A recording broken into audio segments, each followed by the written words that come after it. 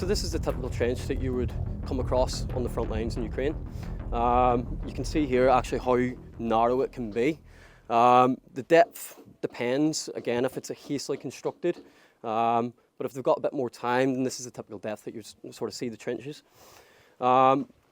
In terms of when the soldiers are moving up and moving through here, again, it can be quite disjointed. So passive information is key for them here. So that's something that we're really trying to hammer into them. So you're teaching them to go through maybe as a section or a group of guys together, and you're teaching them the choreography, if you like, of how they do that to try and stay safe with all these corners and things that are difficult to manoeuvre through. The training that we're delivering is very progressional. So we start with the lower level tactics of this, and we'll start in smaller teams as well.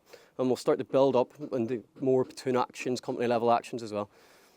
And given these guys are going to be going potentially to a battlefield in, 7 weeks or so, I'm guessing they're really focused on what you're teaching them. Well, yeah, they're really keen and eager to learn this, and they're always asking the why behind what it is that we're training, because ultimately they want to have a deep understanding of the knowledge they're given, so they can take that back to the front lines.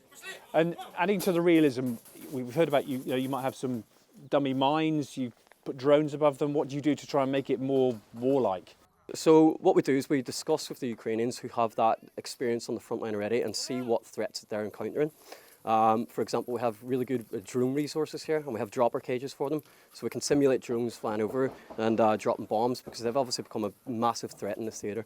And obviously that's a completely new part of warfare that you as soldiers are also having to adapt to. And I asked you before, how do you feel about the bravery of these guys that are going to go and potentially do this for real in a matter of weeks' time? Yeah, of course, incredibly brave. This is a very difficult environment to operate in, and it takes a certain kind of person.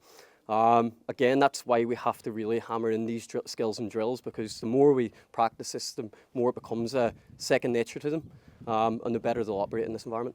So during the 7-week course, how often will they be coming through this? Is this a major chunk of what they're learning to do? It is a large portion, but we also focus on other elements, so in the rural environment and moving into an urban interface as well too, because those are also likely battle spaces as well too on the front line. And evacuation casualties from a trench, you do that as well? I'm guessing that's also quite difficult because it's so confined. Yes, of course. So there's different drills as well too. It's, as opposed to moving across an open space, trying to get a casualty through here can be quite difficult. So that is something we do quite a lot as well with them. Thanks for watching. For more from BFBS Forces News, like and subscribe to our channel.